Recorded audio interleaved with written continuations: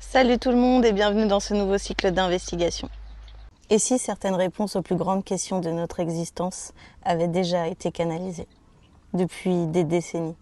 Aujourd'hui, je vous propose un cycle entièrement dédié à Dolores Cannon, pionnière de l'hypnose régressive quantique et exploratrice dans les plans subtils.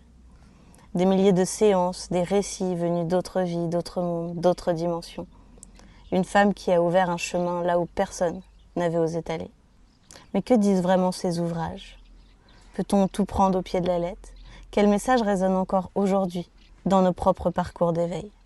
Dans ce cycle d'investigation, nous allons pouvoir échanger avec Dolores Cannon. Nous allons pouvoir explorer les concepts clés transmis par Dolores Cannon, mais aussi les zones d'ombre, les choses sur lesquelles elle souhaite revenir, les points de vigilance. Un voyage entre conscience, mémoire universelle et discernement. Bienvenue dans ce nouveau cycle d'investigation. Aujourd'hui, on va pouvoir débuter un cycle avec Dolores Cannon. Tu vas pouvoir te connecter à elle, scanner son ADN pour voir si tu es connecté à la bonne personne et surtout lui demander si on ne la dérange pas. Alors attends, déjà, il faut que je me connecte à elle parce que elle vient pas instinctivement. D'accord.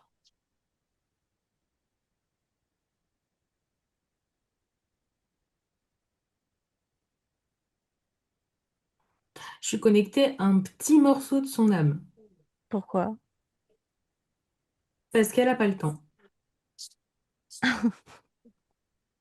Elle est trop occupée. Punaise, depuis le temps que j'attends ça. Donc elle nous envoie un petit morceau de son âme pour répondre à ses questions. Ah, carrément. Alors ça là, c'est une première. Hmm. Bah, c'est gentil qu'elle nous, qu'elle nous octroie ce petit moment avec un petit morceau de son âme, comme elle le dit. Ok. Elle me dit, allez-y, vous pouvez poser vos questions, je vous écoute. Je suis archi intimidée, c'est ridicule. Ok. Alors du coup, moi, ma première question, c'est depuis là où elle est aujourd'hui, est-ce qu'elle voit tout ce qu'elle a transmis euh, et est-ce qu'elle corrigerait ou préciserait ou nuancerait certaines choses qu'elle a pu partager au monde? Elle me dit, oui, oui, mais c'est plus si important en fait aujourd'hui. C'est ce à quoi je m'attendais, tout ça. C'est du matériel, presque comme du superflu, tu vois. C'est pas pour autant que c'était vide de sens, loin de là, mais c'est un petit bout de paille dans toute l'immensité autour, quoi. Un petit bout de paille dans toute l'immensité qu'elle a laissé sur Terre aux humains et aux personnes qui évoluent dans le monde de la spiritualité, aux personnes qui ont envie de s'éveiller, à des grands thérapeutes comme à des personnes qui n'y connaissent rien et qui ont envie du jour au lendemain de commencer à mettre le nez là-dedans. Donc c'est quand même un petit bout de paille qui est important. Oui, oui, oui, elle me dit qu'elle minimise pas du tout son travail, mais enfin, elle a toujours su que quelque chose de plus grand l'attendait après et ça se confirme. D'accord. Donc ça, je l'entends, mais du coup, est-ce que je peux reprendre ma question? Du coup, est-ce qu'il y a des choses qu'elle a partagées à l'humanité qu'elle souhaiterait modifier, nuancer ou peut-être nous passer un message? Euh, oui, elle me dit qu'elle veut revenir sur le bien et le mal. Parce que bien qu'on dise que le bien et le mal n'existent pas, c'est pas tout à fait... Pour elle, de son vivant, c'était pas tout à fait exact. Il y avait quand même une part de noirceur qui cohabitait. Et notamment qui cohabitait en chacun d'entre nous. Alors qu'en fait, c'est pas le cas du tout. C'est pas le cas du tout. Tout vibre très haut. Et même là où on dit que ça vibre bas sur Terre, c'est simplement parce que nous, on le ressent bas. Mais ça ne vibre pas nécessairement bas dans l'astral, en fait. Le haut et le bas astral n'existent pas vraiment en tant que tel. Donc tout ce que toi et moi, on a pu canaliser sur la source, la Sophia, le haut astral et le bas astral où on a pu canaliser l'ébène, toutes ces choses-là, c'est biaisé selon elle. Non, c'est pas biaisé dans le sens où il y a quand même deux entités distinctes. qui génère, qui rassemble des groupes de conscience. Là où nous, on a appelé ça la Sophia et l'ébène. Donc là-dessus, il y a pas de... Elle me dit que oui, c'est exact. Là où c'est plus inexact, c'est pas concernant notre travail en particulier, c'est concernant la vision de l'humain, où on s'évertue à dire que des lieux vibrent bas, que des consciences vibrent bas, qu'on ressent les vibrations lourdes. Et elle me dit, on les ressent réellement, c'est un fait, Mm. mais en fait, c'est juste, en fait, elle me montre comme si l'énergie venait appuyer sur celle de la matière et créer cette sensation de pesanteur. En fait, c'est presque plus comme un jeu des consciences, mais si tu veux, une conscience, nous qu'on qualifierait d'insectoïde, peut très bien vibrer aussi haut que qu'elle ou qu'une autre âme, en fait. Donc, qu'est-ce qui fait qu'on ressent des vibrations basses chez certaines personnes ou dans certains lieux? Je comprends pas. Bah, en fait, c'est l'expression physique des vibrations.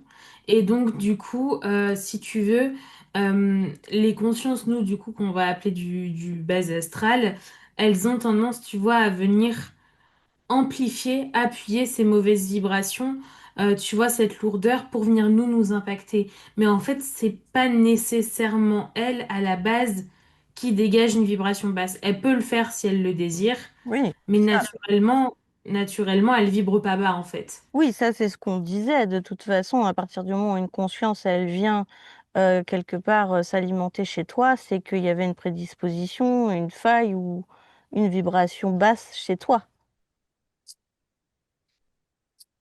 Oui, mais la conscience, pour autant, elle vibre pas bas à la base, elle. Oui, ok, Pas aussi bas que ce qu'on pense. d'accord. C'est juste que leurs vibrations et les nôtres ne sont pas. Le vocabulaire, c'est compliqué, hein. Mais elles sont, enfin, c'est pas qu'elles sont pas similaires ou quoi que ce soit, c'est qu'elles sont même pas calcables, en fait, si tu veux. C'est Oui, tellement c'est ça. différent Oui, c'est ça. que Elles c'est sont pas. pas. Oui, oui, oui. Ok. On est d'accord. Hmm. C'est parce qu'à partir du moment où tu es incarné ou désincarné, les vibrations sont plus les mêmes. Donc, du coup, tu les ressens d'une manière lourde par moment. C'est ça? En quelque sorte. Ok. Ok. Et quel message elle souhaite passer à tous ceux qui utilisent sa méthode aujourd'hui? Elle est très honorée déjà d'avoir pu laisser sa marque. Mhm. Elle me dit que cependant, il faut être vigilant à pas s'enfermer dans sa pratique comme dans celle de d'autres. Elle me dit que elle a enrichi sa pratique de par ses expériences, de par ses apprentissages, de par des personnes qui lui ont fait confronter ses visions, son point de vue, et que pour elle, c'est très important et elle met vraiment un point d'honneur et le trait est très prononcé sur le fait de faire la même chose dans notre propre pratique. Quand je dis Mm. notre, c'est chacun d'entre nous. Mm. Excellent. Y a-t-il des enseignements qu'elle n'a pas pu transmettre de son vivant qu'elle pourrait nous apporter aujourd'hui, au-delà de ce qu'elle a commencé à nous dire?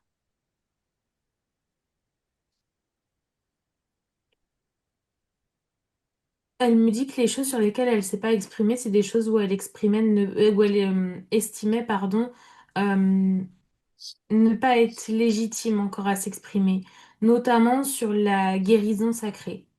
Elle me dit qu'il y a beaucoup de choses mêlées à l'alchimie, à plein de notions qu'elle maîtrisait pas encore assez pour pouvoir vraiment étayer le sujet.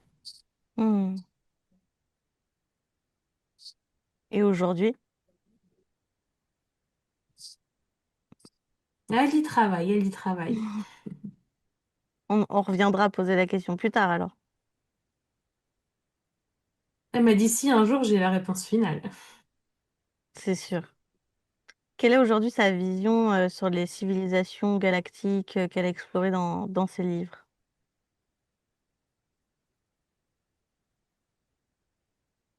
C'est intéressant. Euh, c'est intéressant, mais c'est pas aussi euh, central.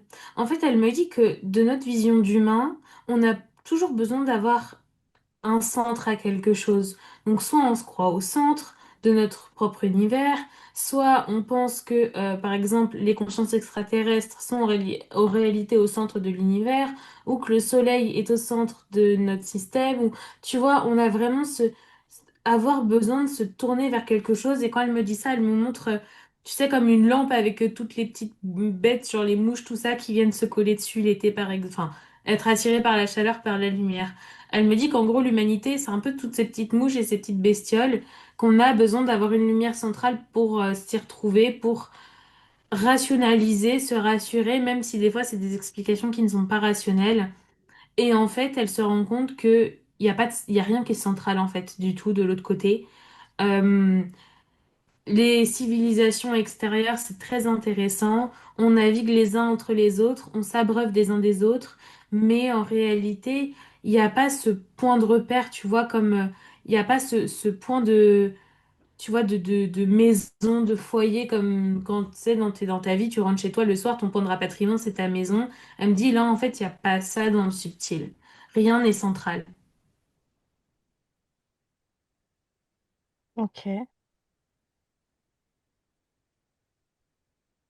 T'as une question par rapport à ça, Laurent? Oui, bonjour, bonjour tous. J'avais une question par rapport à ça. Euh, Où est-ce qu'elle se trouve? Comment elle pourrait définir la dimension dans laquelle elle se Hum. trouve aujourd'hui?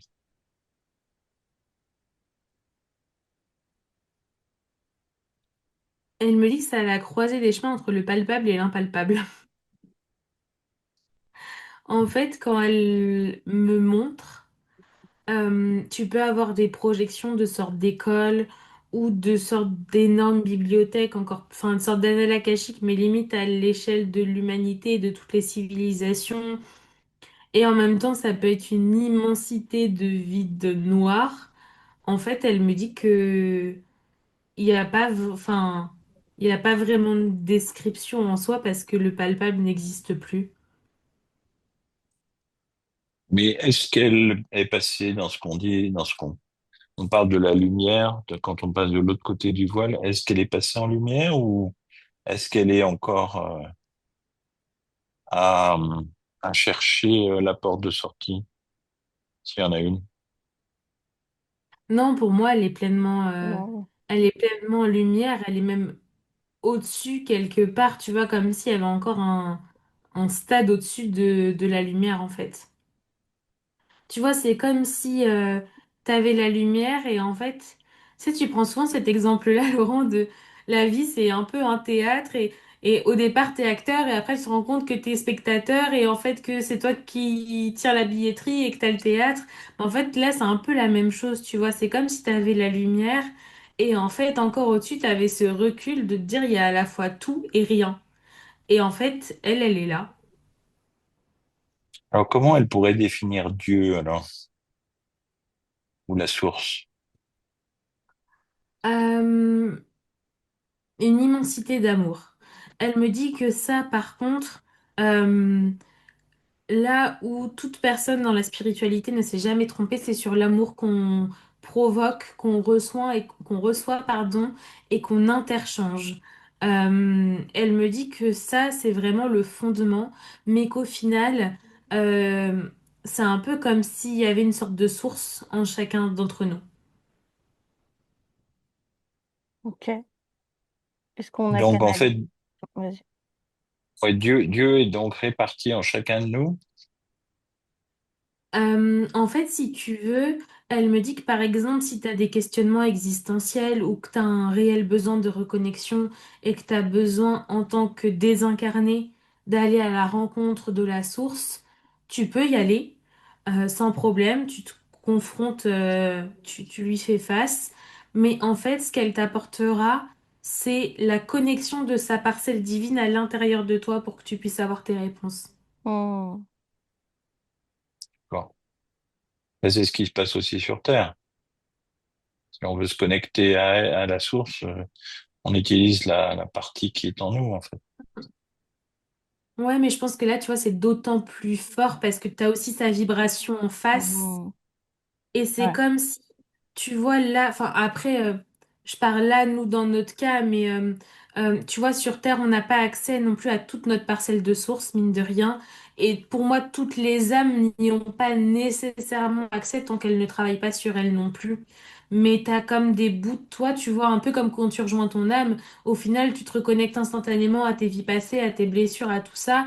Chose, si tu le si tu le travailles pas, si tu le génères pas sur Terre, ça se crée pas miraculeusement comme ça.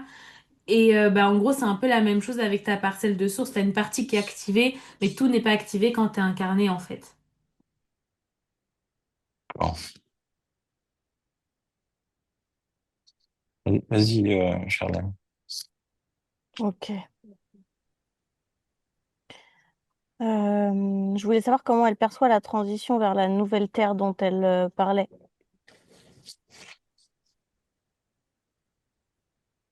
Elle m'écrit Nouvelle Terre, mais avec le T entre parenthèses. Donc Nouvelle Terre, Nouvelle Ère.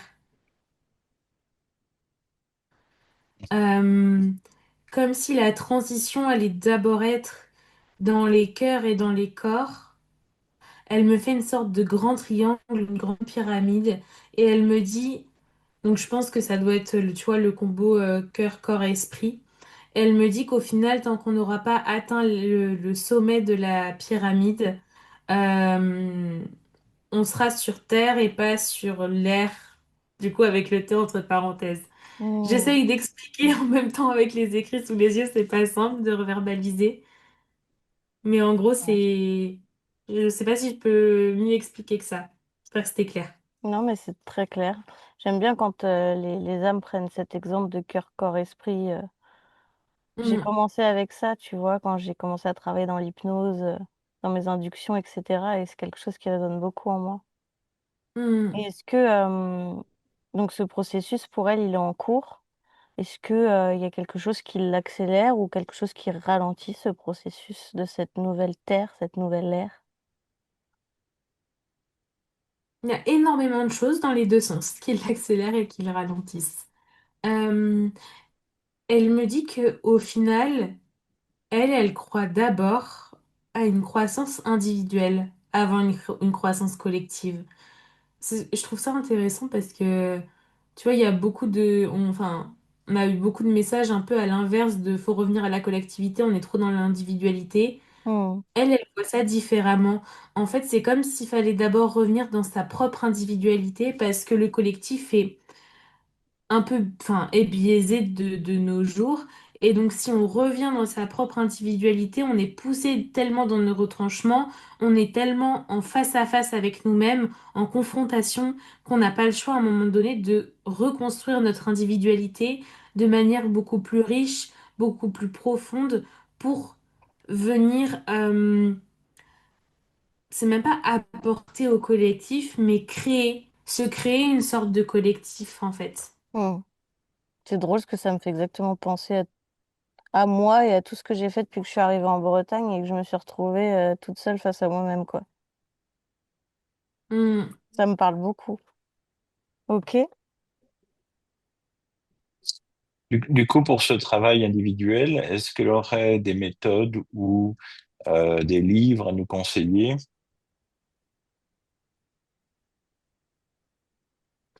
Euh, Elle me dit qu'en fait, ça va être propre à chacun pour les livres. Il y en a qui possèdent des vibrations plus hautes que d'autres, mais il y en a qui sont pas prêts à recevoir certaines vibrations. Et donc, ça peut passer par paliers. Elle me dit que ces livres, par exemple, à elle, vont correspondre à certaines personnes et à d'autres pas du tout en termes de vibrations. De même que des écrits faits par Jésus. Réveilleront certains tout un peuple alors qu'ils enfouiront d'autres plus bas de terre et atténueront leurs croyances. Elle me dit que pour elle, ce qu'il y a d'universel et qui fonctionne dans chacun d'entre nous, c'est la prière profonde. Euh, la prière dans, tu vois, un peu l'esprit de la miséricorde de soi-même. Euh, tu vois, de s'accepter tel que l'on est, d'accepter de trouver, de puiser sa force aussi dans l'extérieur, et d'être dans juste cette vibration de, de remerciement, d'évolution, tu vois. Juste d'avoir toujours dans ses prières cette envie, cette conscience d'avancer jour après jour. Elle me dit que ça serait la méthode la plus universelle. Et du coup, nous, c'est ce qu'on disait l'autre jour, notre manière de faire, et c'est ce qu'on dit beaucoup, c'est ce qu'on véhicule beaucoup avec toi, Lisa, en session, que les prières, quand on est dans la demande, ça génère des fréquences de manque, et que du coup, c'est Mm, important de remercier comme si que ce qu'on voulait était déjà en route. Et Maître Philippe de Lyon nous disait que même remercier quelque chose de précis, c'était pas forcément positif. Qu'est-ce qu'elle en pense, ça pourrait Dolores baisser la Cannon? fréquence. Ça l'amuse, toutes ces précisions. Bah, c'est important parce qu'en fait, quand on est sur Terre, Ouais. moi, je le vois, je suis beaucoup dans la gratitude, mais j'aime remercier précisément aussi euh, ce que j'ai envie d'atteindre, tout en essayant de pas générer un manque ou une attente, ce qui est toujours, Attente. ce qui est pas toujours simple. Et du coup, j'aurais aimé avoir son avis sur le sujet. Euh, En fait, elle me dit qu'elle rejoint ce que Maître Philippe de Lyon dit sur le remerciement pur, mais que c'est pas accordé à chaque âme. Parce que on a aussi besoin de concret et il faut un certain niveau de détachement pour pouvoir juste être dans la gratitude infinie. Hmm. Elle me dit que pour elle, euh, tant qu'on est dans une gratitude profonde et tu sais, une conviction en fait dans son cœur, une connexion vraiment intense. J'arrive pas Ouais, à je trouver le le mot comprends. exact, Je le tu comprends. vois, tant que vraiment dans le cœur c'est là et c'est Hmm. réel, c'est sincère, en fait ça générera la fréquence que ça doit générer, Hmm. même si en fait ça sera peut-être un peu en dessous par rapport à un remerciement global. Elle me dit que on peut toujours faire mieux, mais on peut pas toujours nécessairement faire, enfin en fait on peut toujours faire bien, mais pas toujours nécessairement faire mieux. C'est-à-dire que pour soi, on peut pas, enfin tu vois des fois tu peux faire des choses qui vibrent plus haut. Mais pour autant, pour toi, ça va faire un trop gros décalage. Je sais pas ce qui va être le plus adapté pour toi, en fait. Hmm. Et du coup, quand vraiment on a envie de quelque chose, la manière de l'attirer, selon elle, c'est vraiment de le vibrer fort dans notre cœur, de l'imaginer, de remercier. Hmm. Ouais. Un peu comme la loi Ouais, de l'attraction, de la vibration. oui, il y a de ça, ouais. Ouais, ouais. Tu vois, avoir un désir, mais un désir sain. Ouais, ok. Tu vois, limite, elle me dit avec cette petite pointe d'excitation. Tu vois, l'image, enfin, l'image à laquelle moi, ça me renvoie, c'est, tu sais, quand t'es enfant, par exemple, tu sais, le soir, tu vas te coucher, tu sais que le lendemain, tu vas avoir tes cadeaux au pied du sapin.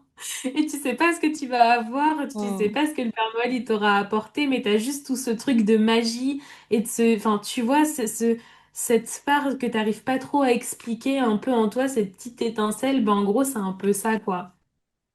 Quel conseil elle donnerait, Dolores, à toutes les personnes qui ont, euh, qui ont tellement touché le fond dans leur vie que tout ça, ça paraît trop compliqué à entendre, à accepter? Qu'est-ce qu'elle pourrait conseiller à toutes ces personnes qui ont tellement subi que la pensée positive, les vibrations, les énergies, l'hypnose, tous ces trucs-là, ça fonctionne pas? Qu'est-ce qu'elle dirait à ces personnes-là?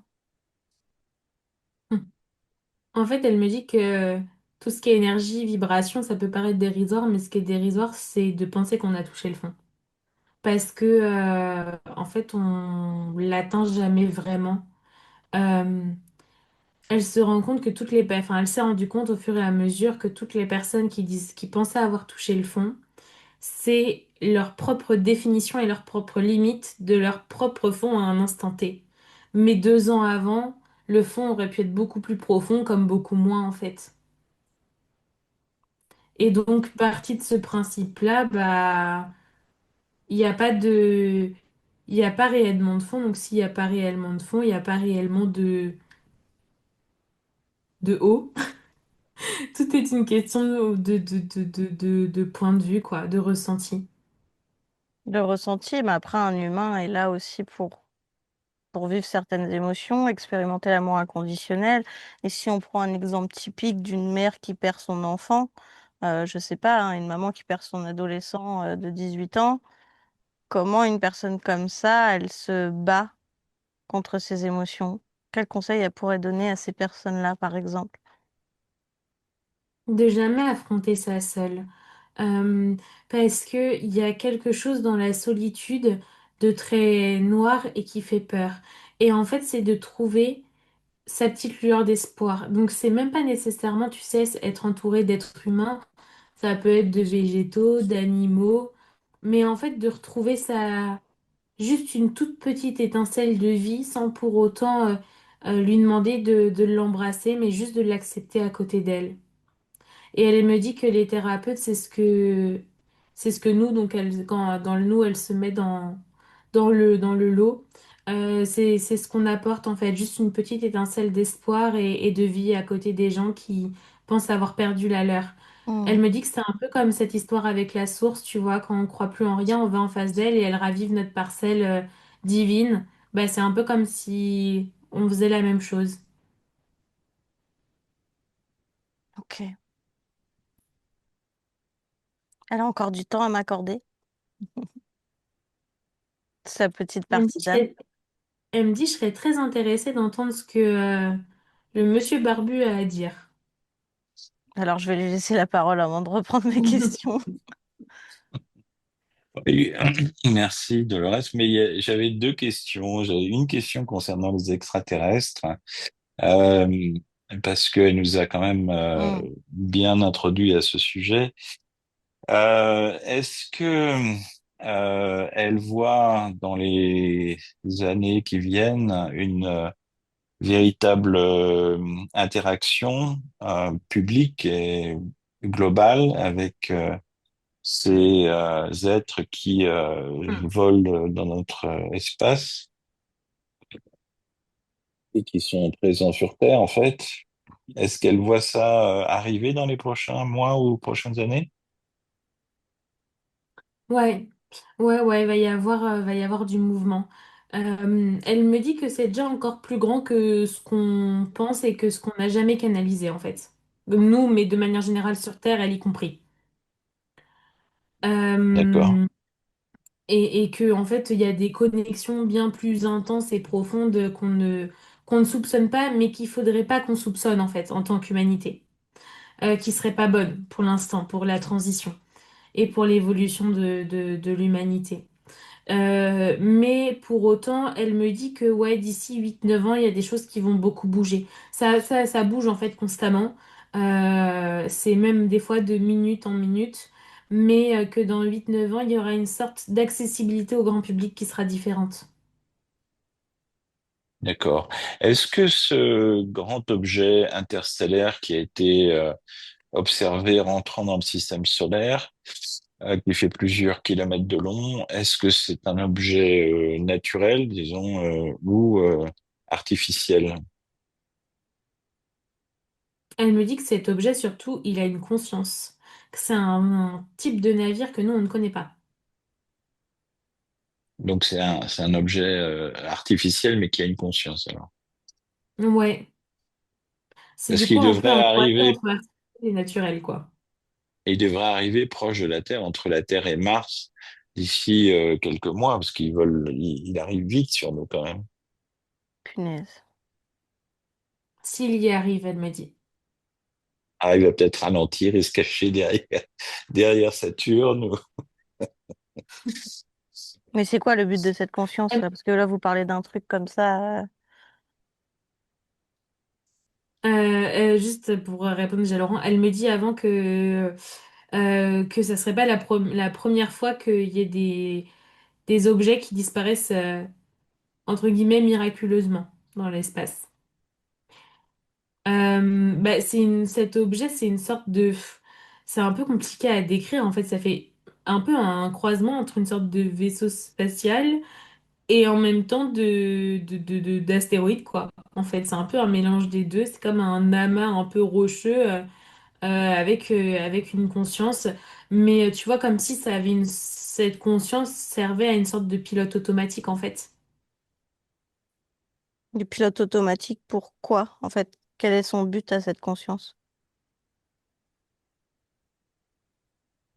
Elle explore beaucoup. C'est comme si elle était chargée de cartographier des univers, Pour le des compte galaxies, tout pour le ça. compte de qui? J'arrive pas à voir. Ils D'accord. sont très... T'as beaucoup de voiles, beaucoup de... Tu accèdes pas comme ça. Et elle le sait, sans regarder? Ah, Non, elle le sait pas non plus. d'accord. Ok, je te laisse reprendre tes questions, Laurent. Merci, merci pour ces précisions.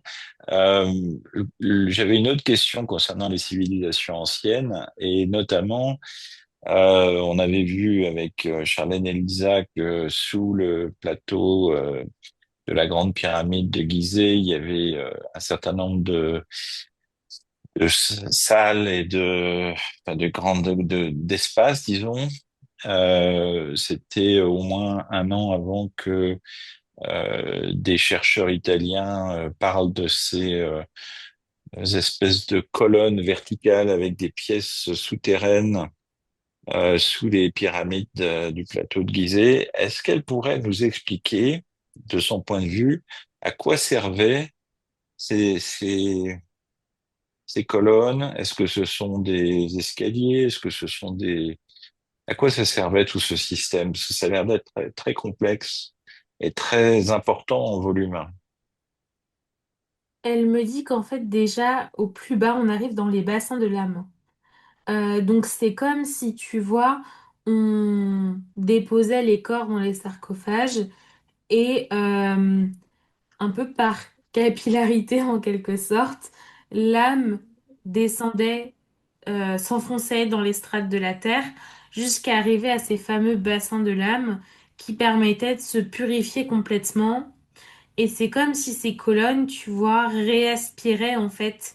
Donc tu avais une colonne pour la richesse, une colonne pour la prospérité, une colonne pour la divinité. Tu vois, tu pouvais avoir plusieurs colonnes et c'est comme si ça aspirait et que ça réélevait en fait ton âme, quoi. Tu vois, comme si après tu avais ton ascension et t'as un peu ton zénith de l'âme au final à la fin. Mais est-ce que c'est figuratif ou est-ce que c'est réel? Est-ce que Ouais, ça fonctionnait ouais. réellement sur l'âme?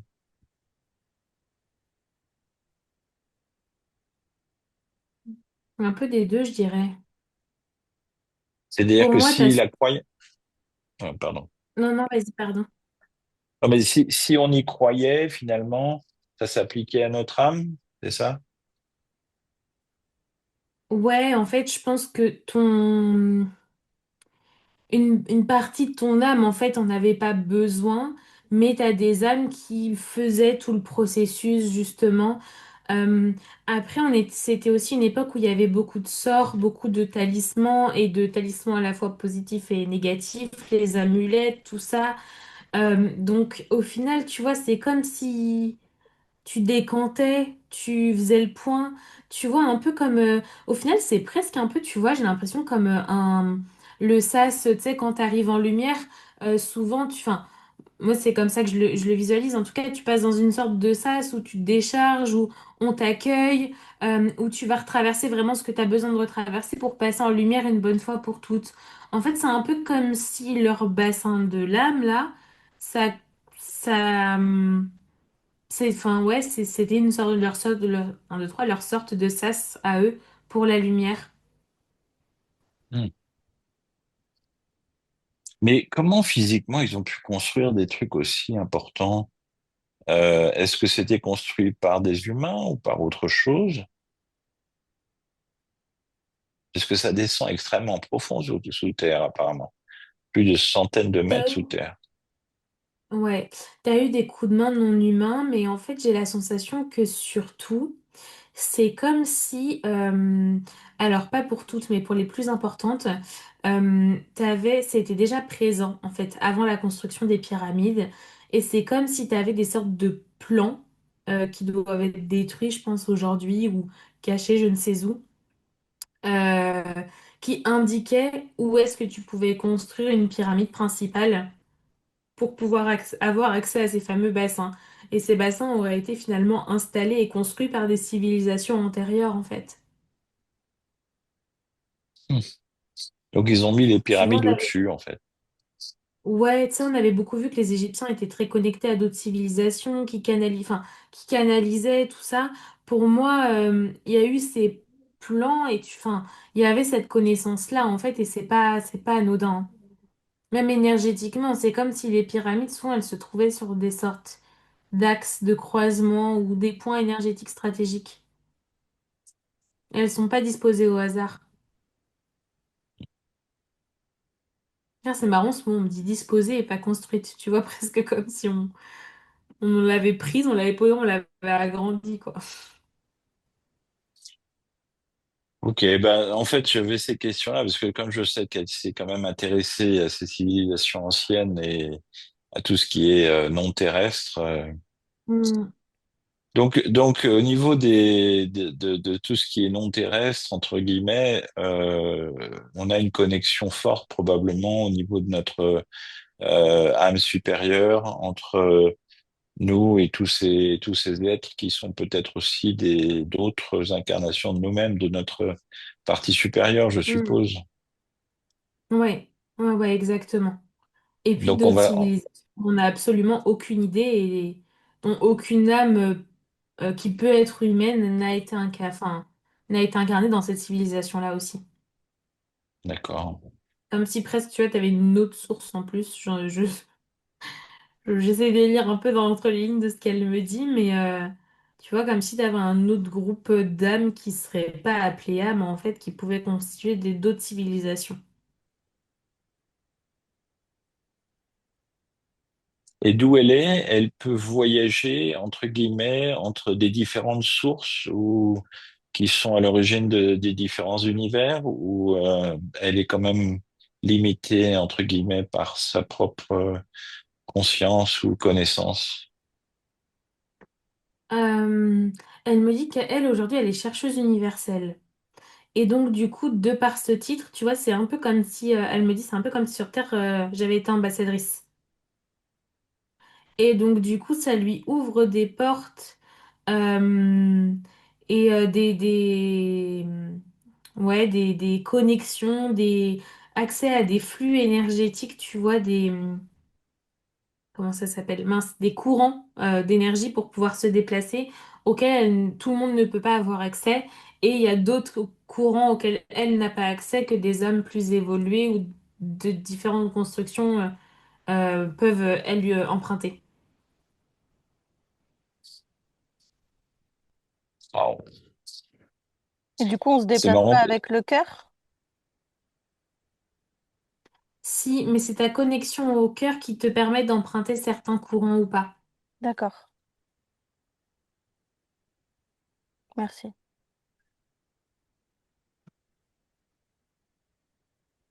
C'est Ok. marrant Tu parce vois, c'est que un on peu comme regarde. si ton badge, là, tu vois, d'elle en ton cas, en tant que chercheuse universelle, ça faisait une sorte de petite puce, tu vois, qui était au final dans ton cœur. Et donc, quand tu te connectes à ton cœur, tu es connecté à cette sorte de mission que tu as pour pouvoir te connecter à un certain endroit, quoi. D'accord. T'as d'autres questions, Laurent? Une dernière peut-être dans ces études pour revenir à ce qu'elle a au travail qu'elle faisait dans ces sessions de QAHT là d'hypnose régressive. Je voulais savoir quantique. Je voulais savoir de son point de vue aujourd'hui le fait d'aller voir des vies passées entre guillemets.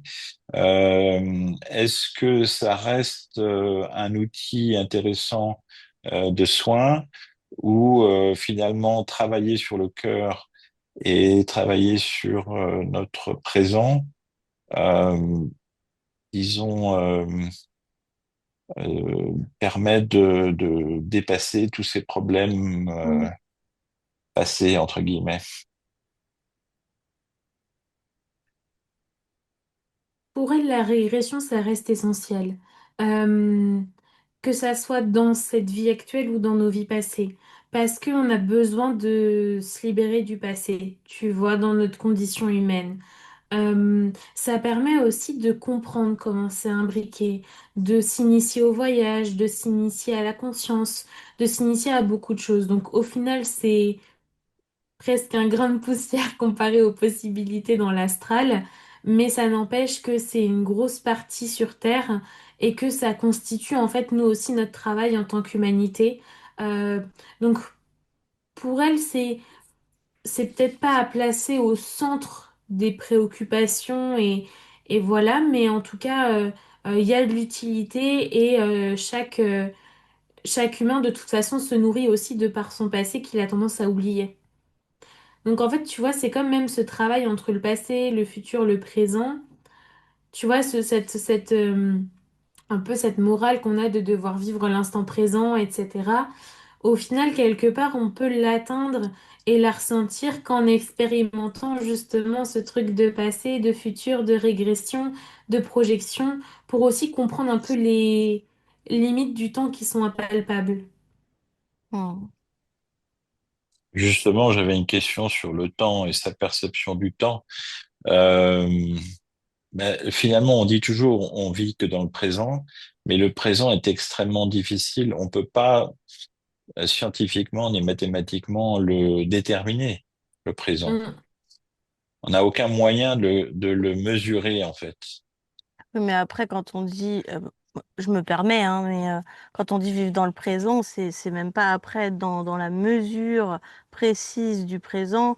On le voit bien que travailler les vies antérieures, comme elle le dit, c'est important. Et je la remercie parce qu'elle aurait remis en question tout mon travail quand même. Mais je trouve que vivre dans le présent, c'est surtout, je vais te donner un exemple, mais souvent, quand on se met à stresser, c'est parce qu'on pense à un problème qui peut potentiellement avoir lieu.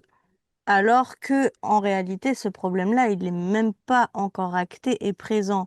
Et on revient à ce qu'on disait tout à l'heure avec Dolores Cannon sur la loi de l'attraction, la loi de la vibration.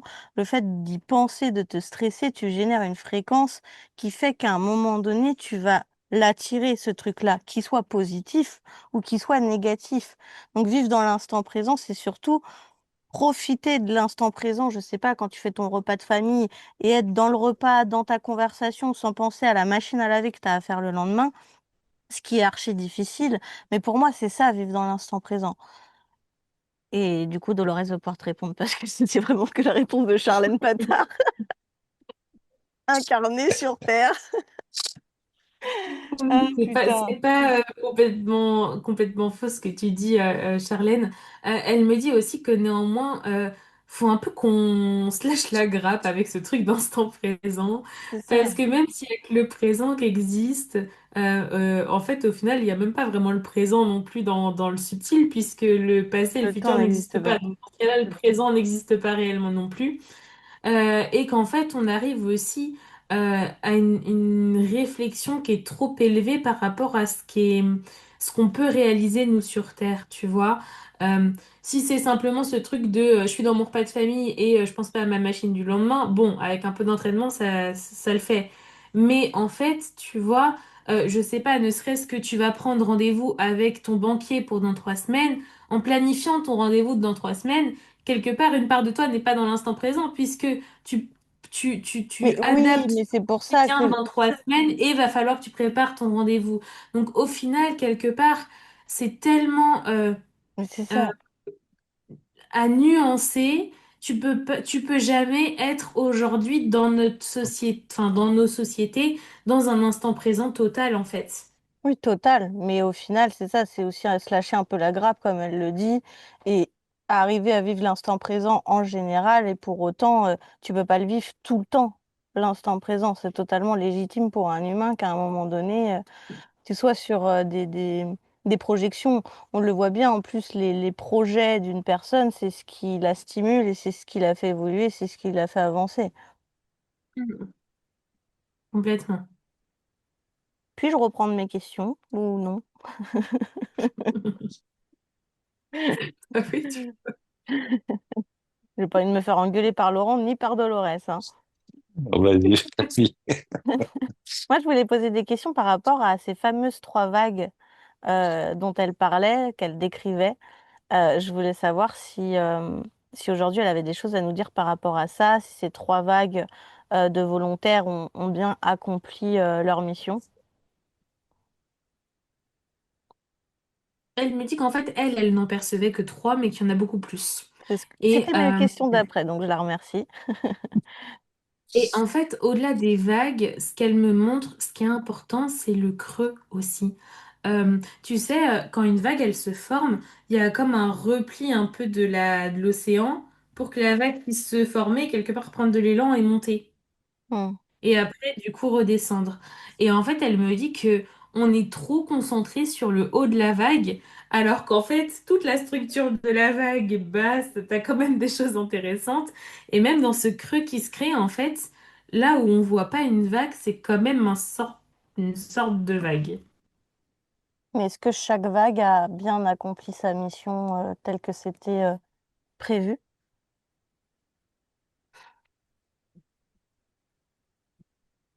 Elles ont ouvert le chemin. Et Voilà ce qu'elle me dit. une vague de personnes, c'est quoi? C'est par siècle? Ça veut dire que Laurent fait partie de la première et nous de la dernière? Je rigole, c'était pour embêter Laurent. Fallait que je fasse une blague. Ça veut dire qu'on Moi, est je chacun. suis dans le creux de la première, moi. J'ai pas pu m'en empêcher. Ah, je pleure. Je te jure. Du coup, j'ai perdu ta question. Je peux pas m'empêcher de dire des conneries, c'est chiant.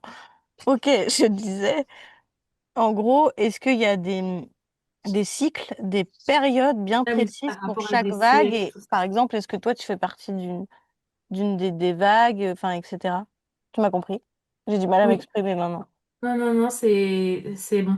Et en fait, elle me répond tellement vite que avant même que tu aies fini ta question, j'ai la réponse. Et le temps que tu finisses ta question, j'ai plus la réponse. Donc en fait, c'est un travail de mémoire, tout ça. Euh, du coup, elle m'a dit par rapport à ça qu'en fait, il n'y a pas vraiment de règles, tu vois. Tu as des vagues qui vont arriver sur 2 mois, qui vont se condenser sur 2, 3 mois, d'autres qui vont s'étaler sur 10, 15 ans. Et en fait, c'est ça qui fait aussi que c'est très compliqué à calculer les vagues, parce que par exemple, dans la première, enfin, elle en a compté une, alors qu'au final, limite, on a 5 différentes au sein de ce qu'elle estimait être la première. Ouais, cinq dans une, quoi.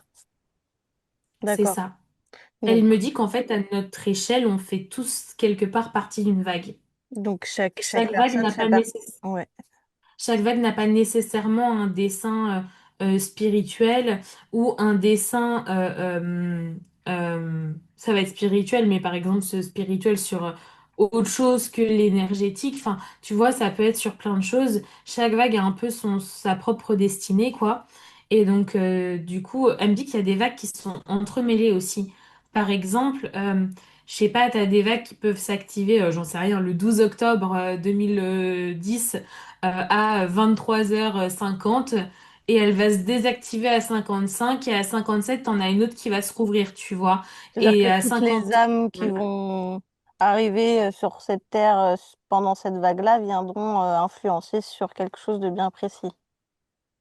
C'est ça. Et en fait, par exemple, du coup, je sais pas, la vague A, elle s'ouvre, je sais pas, de 23h55 à 23h57. La vague B, elle va s'ouvrir de 23h58 à minuit 3. Et à minuit 4, c'est la vague A qui va reprendre, qui peut se réouvrir, tu vois. Donc en fait, même les vagues, elles sont interconnectées. Et du coup, tu vois, un peu comme, je sais pas, tu vas avoir la même date de naissance, donc tu vas avoir le même signe astrologique et techniquement le même ascendant, mais pour autant, tu vas pas avoir le même signe, je sais pas, lunaire, ou enfin, tu vois, tu peux avoir en Hmm, fonction des heures, tu as des différences aussi, hmm. ou en fonction de ton lieu de naissance, t'as pas Ok. les mêmes ascendants, etc. Et donc, du coup, il y a aussi ça, tu vois, qu'à prendre en compte, c'est que tout se mélange. Et donc, au final, des fois, t'es un peu en mode, genre, je fais partie de la troisième vague, je suis l'élu, alors qu'en fait, bah, t'es au creux de la vague, mais ça veut pas dire que t'es pas l'élu, c'est que t'es l'élu juste sur un autre plan. Enfin, C'est même pas t'es l'élu, c'est que tu fais partie d'un groupe d'élus d'autres Et choses que tu ne oui, supposes ça pas, c'est le tu problème de vois. l'humain et de l'ego qui veut toujours avoir un... Ah, j'arrive pas à Faire parler ce partie. soir. Ouais, être plus fort, avoir un ordre, un classement. De quelle Ouais, en fait, vague c'est tu fais... De aussi un quelle vague sentiment on... d'appartenance. T'as dit T'as quoi? dit quoi? Oh punaise, ça m'insupporte quand ça fait ça. Ah. J'ai dit que c'était aussi avoir un sentiment d'appartenance, en fait, tu Hum, vois. hum. Ouais, Ça c'est nous ça, rassure, on se complètement. sent un peu spécial. Et en Et même du... temps, faire partie d'un truc. Ok. Et du coup, de quelle vague on fait partie? Par exemple, Mais Laurent, de quelle vague il fait partie? Qu'est-ce que ça tu fais vient? partie tu fais partie d'un tsunami, tu vois. Donc, j'ai envie de te répondre Laurent, quelque il fait chose, mais on est partie. filmé et enregistré, donc vas-y les Laurent, il fait absolus. partie de la 58e vague qui a débuté en 1437. Oh, punaise. D'accord. Et Ouais. qu'est-ce qu'elle fait travailler cette vague? Moi, c'est ce qui m'intéresse. Qu'est-ce Ah bah qu'elle a ça dépend impulsé? ça dépend des personnes, elle me dit, parce que ça dépend de sa position sur la vague aussi et de la manière de la ressentir. Comment cette Mais vague influe sur, sur Laurent? c'est la vague de l'intériorité et de l'écoute, de la sagesse. C'est vraiment ce truc de repli sur soi pour pouvoir éclore. Il fait partie, Laurent, d'une vague générationnelle qui pousse les gens à pas bouger les meubles autour d'eux, enfin, à pas bouger les meubles en fonction de leurs besoins, mais à se déplacer en fonction de... Enfin, c'est compliqué à expliquer. Ouais, je vois ça. Euh, On va y c'est arriver. très dur à expliquer. En gros, si tu veux, Laurent, il a à la fois la force de l'adaptabilité et en même temps, tout en... En fait, il sait à la fois se conformer son extérieur et se conformer à l'extérieur, tu vois. Il sait parfaitement jongler entre les deux. Et donc ça, c'est un truc vraiment de sagesse, de ce truc d'éclosion dont je te parlais, de canalisation et d'éclosion derrière. Laurent, il a cette force-là dans sa vague. Hmm, La remise en question, en fait, et d'accord. l'analyse, tu vois. De est-ce que vraiment là, c'est plus pertinent que je m'adapte ou est-ce que c'est plus pertinent que ça s'adapte à moi? D'accord. Intéressant. Ok. Moi, ça fait très... Et moi, Toi, tu fais partie de la 36e en dessous. Donc toi, tu es du creux. d'accord. T'es au creux de la vague, toi. C'est Toi, les élus? t'insuffles... T'as dit quoi? C'est les élus? Je rigole. Non, pas plus que ce duo. Non, c'est beaucoup les fédérateurs, l'élan. C'est très rapide ton explication. Et je suis en train d'essayer de comprendre, comme Laurent avec le truc de D'accord. meubles, pour pas te redonner un truc abstrait.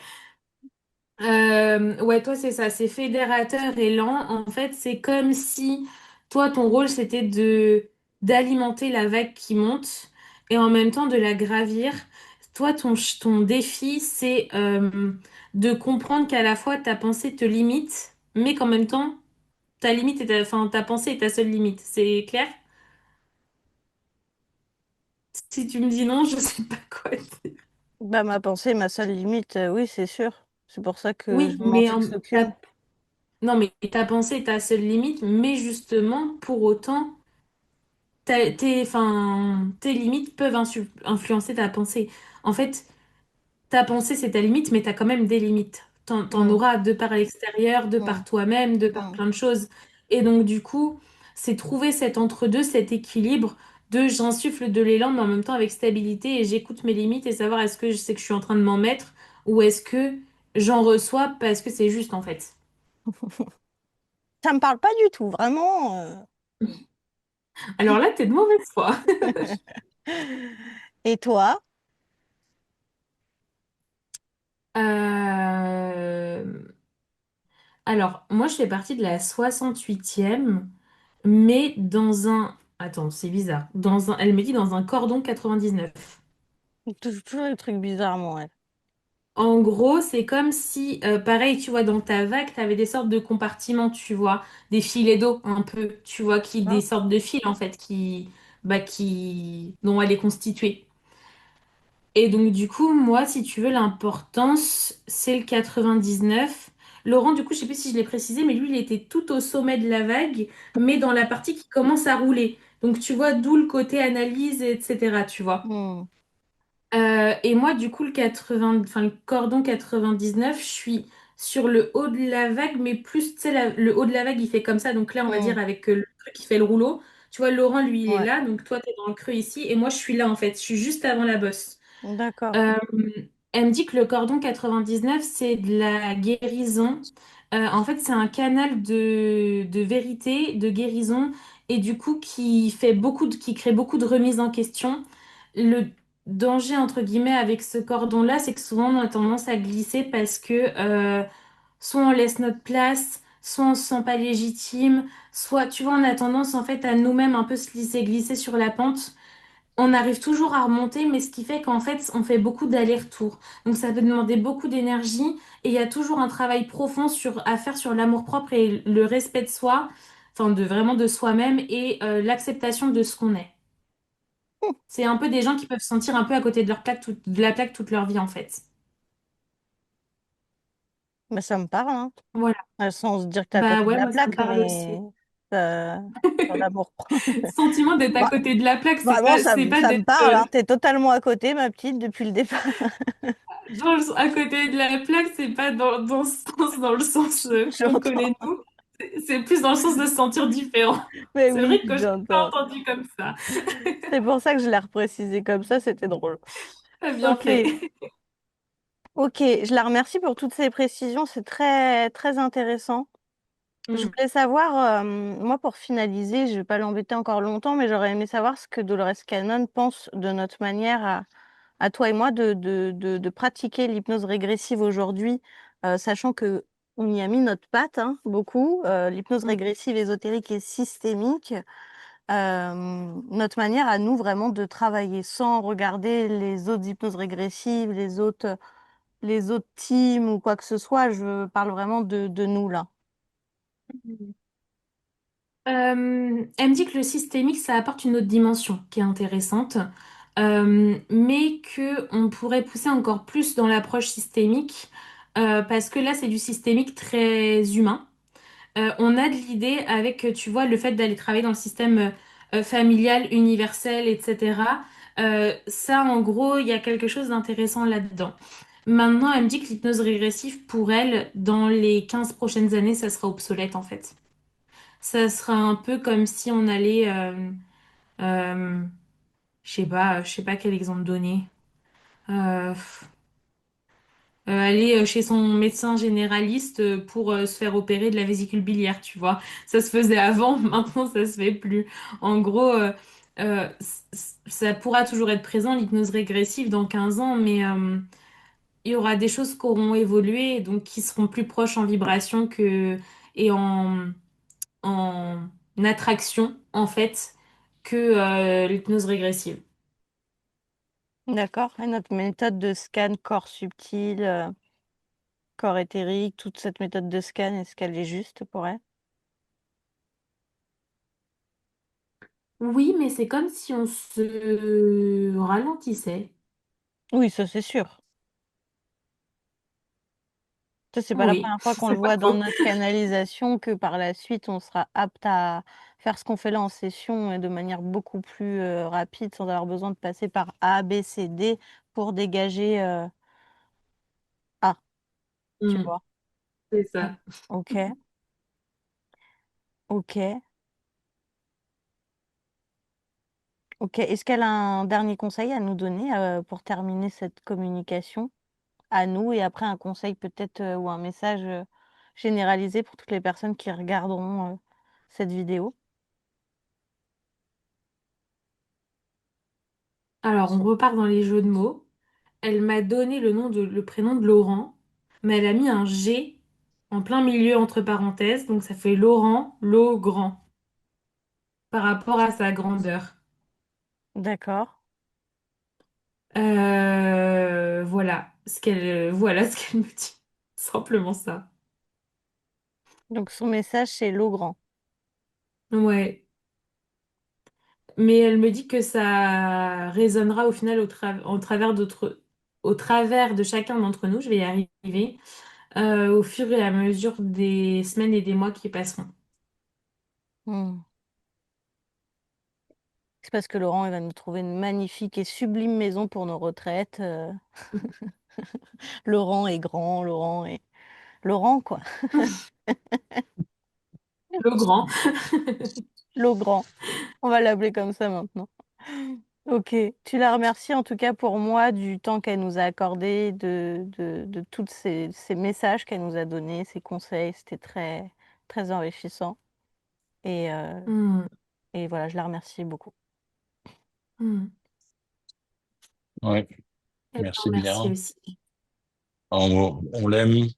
Elle était géniale. Elle est toujours géniale, apparemment. Elle est très touchée, elle nous remercie. Elle s'excuse de ne pas avoir été plus là. La Non. prochaine fois, on lui mettra un rendez-vous sur son calendrier. Hmm.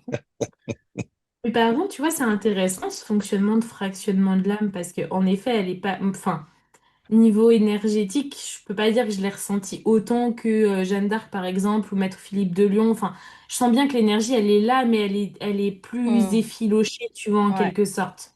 ouais, C'est on pas tout ressent à fait beaucoup. pareil. Hmm. En fait, moi, je ressens profondément son énergie, mais pas son aura, tu Hmm. vois. Et c'est ça qui est plus... En fait, ça va très vite, donc faut beaucoup plus capter. C'est beaucoup moins adapté à nos canaux réciproques. Hmm.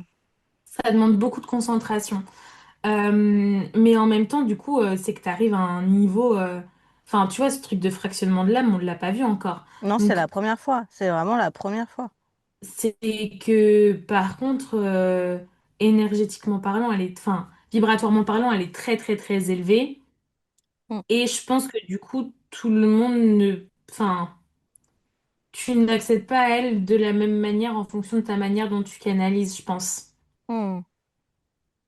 Ouais, puis elle s'excuse alors qu'au final, plein d'âmes nous auraient dit j'ai pas le temps et basta quoi. Enfin, là, elle a quand même Hmm. elle J'espère nous a quand qu'en même tout cas, accordé j'ai du été temps. le... Ouais. J'espère que j'étais le plus fidèle possible, en tout cas par rapport à ce qu'elle a transmis. Et voilà, ce que je disais, c'est très particulier comme lecture. C'est pas Hmm. habituel, mais j'espère en tout cas que ça a été le plus fidèle possible et le plus juste possible. Tu as fait au mieux. Comme d'hab, on n'a pas la prétention de dire qu'on a raison sur tout. Nous, on crée des Mm, expériences, des canalisations en hypnose, et puis on les partage sur notre chaîne. Basta, ça plaît pas. Voilà, mm, on transmet et les gens prennent ce qui vibre en eux et c'est tout, quoi. Super. exactement. Que je ne redescende pas dans ma vague. Reste en haut de ta vague. Quoique moi, je suis dans le creux, donc comme quoi, ça veut rien dire. Chaque position est juste pour chacun, quoi. Mais tu vois, Laurent, C'est tu disais ça, tsunami, exactement. mais je donne l'élan et je suis fédérateur. Donc tsunami, on y est presque. Hein. Bah, ça correspond bien au final, parce que la force du tsunami se crée quand même dans la base de la vague. C'est ça, Donc c'est toi qui génère la force du tsunami. c'est ça. Donc Laurent avait vu juste. Non, mais vous rendez pas compte, mais vous êtes exceptionnel dans votre travail, hein. Et un C'est à jour, toi qu'on vous a vous en dit le rendrez compte. grand. Non, non, C'est à mais toi qu'on a dit le grand. je rigole pas. Je pense que votre approche est vraiment très intéressante et très élevée. Donc, Hmm. Mais on est, enfin, je parle pour nous deux, mais je pense que Charlène se joint à moi. On est aussi hyper reconnaissante tu vois, pouvoir rencontrer des personnes, bah, juste pour nous, tu vois, que ça soit Annie, que ça soit toi, que ça soit encore d'autres personnes avec qui, enfin, de qui on parle pas sur la chaîne, etc.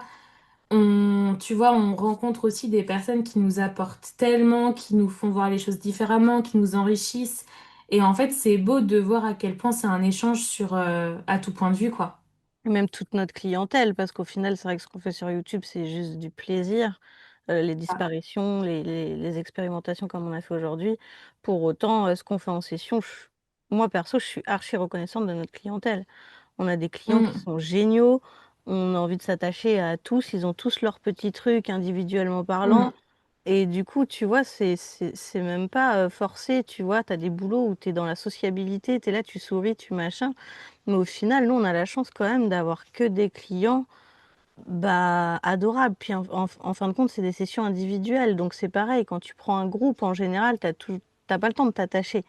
C'est différent, t'as pas le temps de faire du cas par cas. Là, nous, nos sessions, c'est individuel. Donc forcément, on prend le temps pour la personne prend le temps pour nous, nous fait confiance, se confie. C'est une dimension qui est assez particulière, tu vois. Ils viennent te poser sur la table leurs mm, problèmes, tout leur vécu, des choses qu'ils font pas avec leur propre mari. Enfin, donc,